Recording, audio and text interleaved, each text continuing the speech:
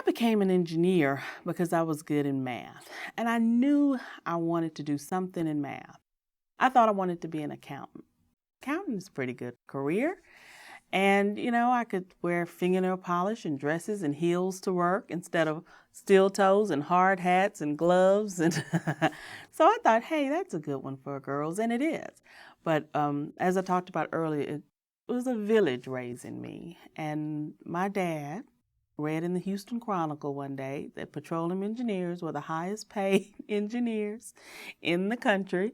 So he politely told me, you can go wherever you want to go to college. And you can major in whatever you want to major in college. But my check is going to Texas A&M to the petroleum engineering department.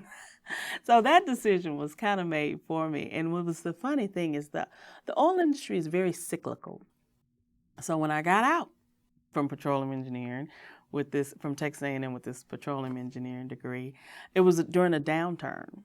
And so I thought, I'm never going to find a job. The economy is bad, kind of like what kids thinking today. This thing is never going to work, and it's all your fault, Dad.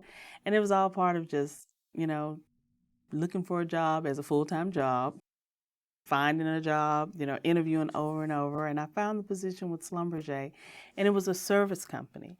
And I'd done all of my internships and my scholarships were from oil companies, the Exxons, the Mobils, the Chevrons. And I thought, I don't want to work for a service company. I want to work for an oil company. And then here comes Dad again. And when I did the interview, they flew me to Louisiana to do the interview. And I knew the interview went well. I mean, I'd been turned down a million times probably, but I knew this one really felt good. But I didn't want this job.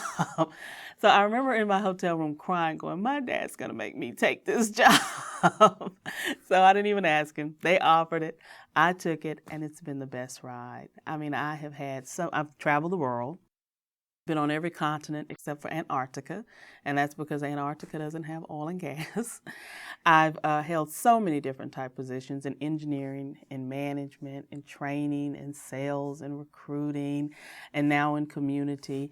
So it has been, one of those careers that has really taken off. And me thinking, I don't want to do this. So it was kind of, I was nudged into engineering, nudged in petroleum, nudged into the service company, and it's been a great ride.